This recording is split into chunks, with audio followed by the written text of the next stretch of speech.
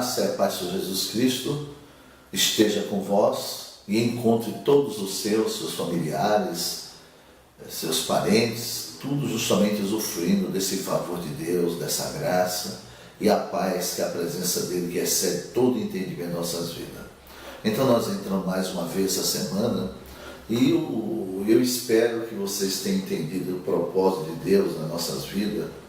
Nós não queremos mostrar que nós somos mais do que o A, do que o B. Agora, nós entendemos o que a Bíblia diz, que Deus repartiu os seus dons por cada um. Nem todo mundo pode ter o mesmo dom, a maioria tem o mesmo dom. Cada um tem uma capacidade, um dom para isso, um dom para aquilo, como Deus determinou justamente na sua palavra, a vida de cada um. Então eu contribuo com o dom que Deus me deu, né, que é o dom do ensinamento, entendeu? O dom do discernimento. E então a gente trabalha justamente dentro disso, sem estropalar, sem passar por cima de A e B, porque existe uma coisa inflamada dentro da igreja, porque quando a gente fala que aquele pastor está pregando, ensinando, falando, é de outro ministério, a gente já fica com a pulga atrás da orelha. Por que isso? Porque isso é ensinado para você no dia a dia, você não percebe. Cuidado com o ensinamento, cuidado com essas doutrinas. Não tem que ter cuidado, você tem a Bíblia na mão, você tem a maturidade espiritual de Deus na sua vida para entender e compreender. Então as pessoas são manipuladas e não percebem de maneira nenhuma. Por isso que as pessoas têm medo de ouvir a outra verdade. E fica justamente ali. E não sabe justamente que foi dominado, escravizado, e não tem coragem de examinar a Escritura e ver que ali você está sendo justamente enganado, conduzido a cada dia um engano. Porque quem cuida de você é você. Você que é responsável pelos seus atos. Todas as suas ações, você que é responsável diante de Deus. Ninguém é responsável. O que existe na vida do servo de Deus, o pastor, o bispo, o apóstolo, como algo se titula por aí, então esses são homens que receberam a autoridade de Deus. Quando você recebe uma autoridade de Deus, é para servir. A autoridade para servir, né? Dentro justamente a autoridade, dentro justamente da perspectiva humana. A autoridade, o poder, manda, desmanda, é maior do que o A maior do que o B está inferior do que o C. Isso não existe no reino de Deus. E nunca existiu. O propósito do Pai é servir. É tanto que seu filho veio neste mundo para que o quê? Para servir. Ele se despojou de toda a glória que ele tinha e tomou a forma de pobre, que é a forma do homem. O homem é uma pobreza, não tem nada no homem, virtude nenhuma. A não ser quando ele recebe, é justamente a obra de Deus. Ele submete e recebe a obra de Deus, aí ele passa a receber as virtudes do alto. Aí ele passa a se envolver com a palavra, e a palavra vai alimentando, fortalecendo aquele espírito, então vai entrando na dimensão de Deus, o que cresce. Mas o que entra dentro do caminho religioso, ele fica ali, ele se habitua, se acostuma, porque o homem é o produto do meio, você acostuma com aquele meio, você se torna o produto daquele meio. Por isso que o crente morre, porque de repente, dentro daquele meio, não tem uma renovação, ele se perde. Ele não avança, ele não cresce de maneira nenhuma.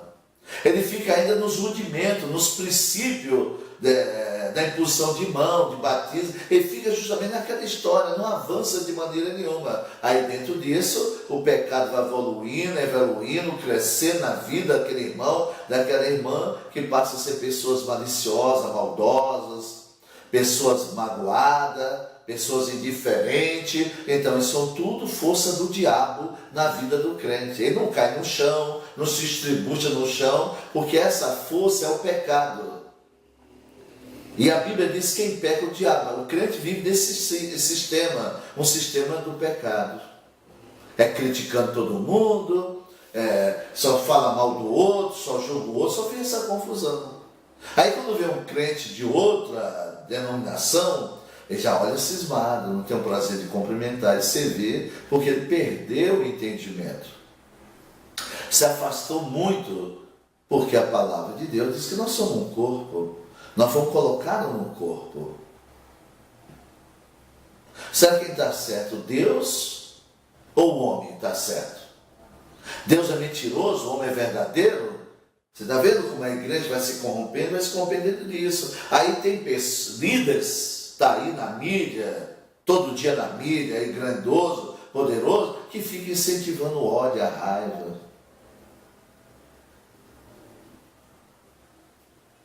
E a gente acha que aquele pastor, aquele bispo, é um homem de Deus, um cara de coragem, um cara de fé, é um cara não sei o quê. Não é nada, amado Deus. É uma pessoa que está servindo as trevas, ódio, raiva para o próximo. Porque a ordem de Deus é amá-lo ao próximo como a nós mesmos. Esse é o segundo mandamento, tão importante quanto o primeiro, que é amar a Deus. Você vê como nós estamos desvirtuando toda a obra de Deus sobre as nossas vidas? Porque nós não examinamos a Escritura. Eu volto a repetir nesse comentário. Como o homem é produto do meio, você vai ficando naquele meio, vai se habituando, você se torna um produto daquilo lá, amado. É por isso que nós ouvimos uma verdade dessa, a gente fica assustado, a gente desliga, esse homem é o diabo, esse homem é o capeta. Ele fala justamente isso, não é a verdade. Porque quando nós estamos no engano, nós não aceitamos a verdade. Quem está no engano, está enganado, não muda de maneira nenhuma. Isso que é cruel. O difícil é esse. Uma alma que recebeu toda a graça de Deus e de repente se desviar, não ter interesse, não se comprometer a cada dia com o Senhor, com a vida, com Deus, então a pessoa vai se perdendo, que vai criando justamente aquele vínculo ali dentro daquele grupo de pessoas. Um vai se habituando, acostumando, aí de repente nós não respeitamos mais o outro de maneira nenhuma, por isso que vira uma coisa cruel, uma coisa absurda, uma coisa estúpida. É uma coisa que eu fico assim olhando hoje, o crente em geral é complicado, é complicadíssimo.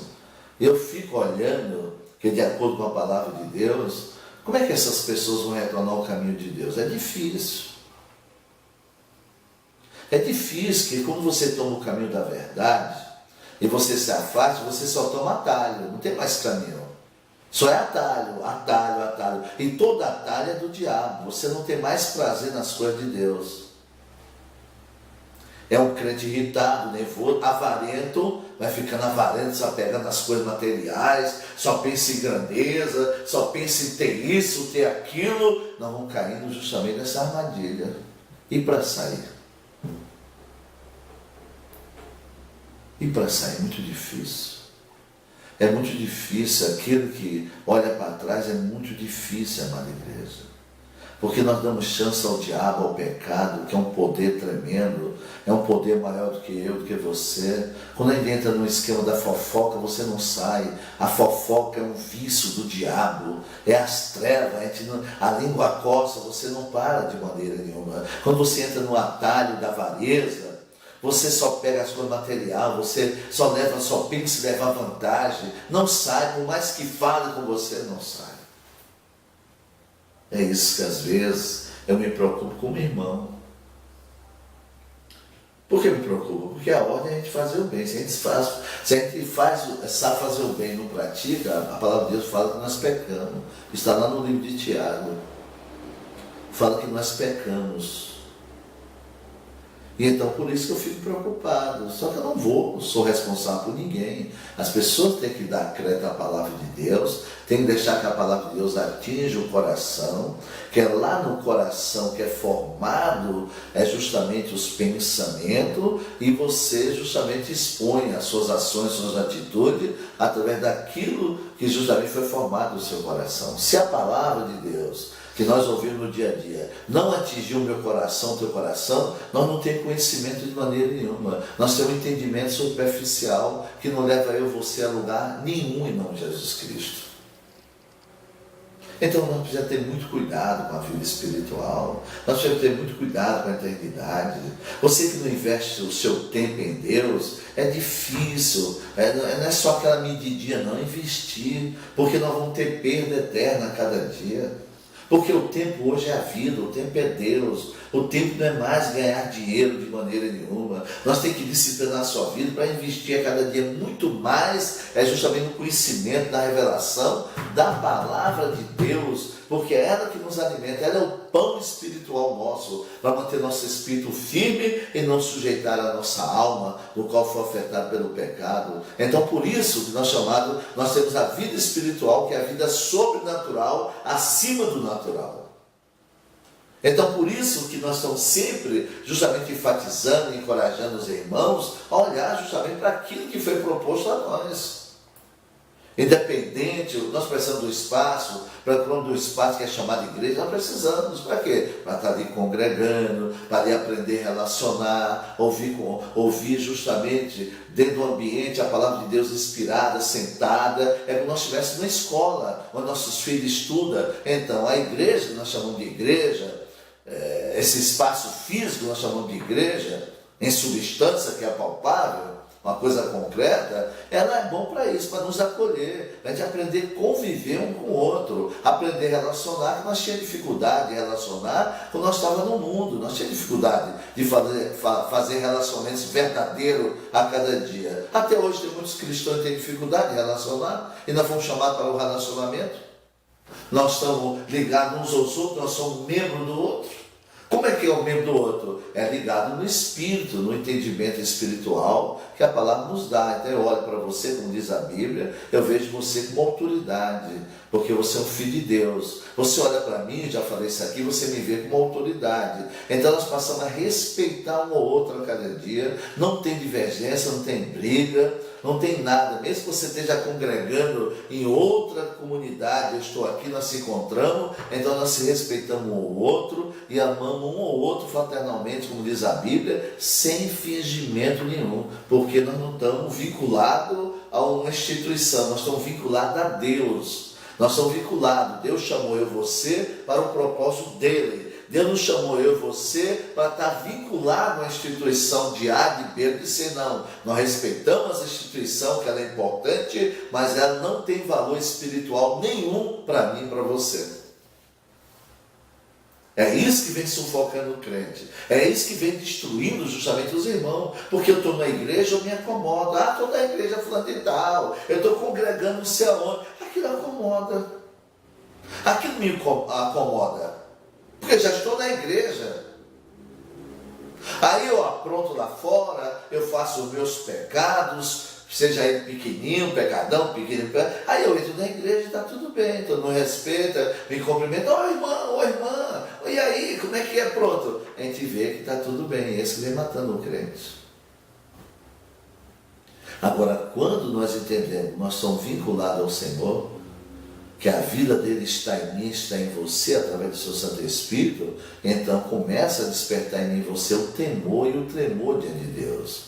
Aí nós passamos a respeitar, nós procuramos justamente dar mais importância às promessas que foi dado a mim, a você, está aqui tudo registrado. Então nós passamos a valorizar cada dia isso e nós vamos crescendo no conhecimento e no entendimento do Senhor. Aí ninguém consegue destruir, roubar justamente a minha, a tua, a nossa herança eterna que Deus prometeu a mim e a você. É isso que o crente vem se desvirtuando, ele não tem percebido de maneira nenhuma. Agora o desafio é retomar o seu caminho de origem. Como está escrito em Apocalipse 3, da igreja da Odisseia. Porque hoje o crente acha que é rico, é independente, não precisa de nada. E o Senhor conhece as nossas obras. É isso que nós precisamos ter cuidado com isso, irmãos. Para você não perder a salvação, não fazer sua corrida em vão, mas justamente alcançar a coroa eterna que está proposta a todos nós em nome de Jesus Cristo. Então se volte mais a cada dia para a palavra, se volte mais para a vontade de Deus, o objetivo de Deus, está tudo registrado na palavra de Deus. Nós não podemos ter dificuldade de encontrar a vontade de Deus. A vontade de Deus, cada texto que você lê da Bíblia, Deus está demonstrando a sua vontade em relação à minha pessoa, à tua pessoa. Então, como é que a gente não entende a vontade de Deus? Como é que a gente não compreende a vontade de Deus? Está tudo aqui. Todo o propósito de Deus está aqui. é o mais do que suficiente para mim e para você. Por isso que essa semana eu estou justamente despertando, invocando justamente a você, ou exortando, como quer receber, a fazer uma análise, um exame melhor da sua vida, o tempo se você tem de cristão. Tem acontecido alguma coisa? Está estacionado, parado, por que isso? Não podemos estar parados, nós estamos numa caminhada. Quando você abriu a porta da fé, você tomou o caminho da fé. E não tem como parar, dar um tempo. Isso não existe, é coisa de Satanás, é estratégia do diabo na vida do crente. Mas eu espero que você tenha um coração humilde nesse exato momento e faça uma reflexão da sua vida espiritual, como você está indo, o que você está entendendo, tem crescido, tem avançado a cada dia. Faça isso para você reagir, explodir e tomar um caminho firme e verdadeiro a cada dia. Eu deixo o meu abraço, muito obrigado pelo teu carinho, estar ouvindo a mensagem e procurar cada dia alicerçar no Senhor. Fica nessa fé.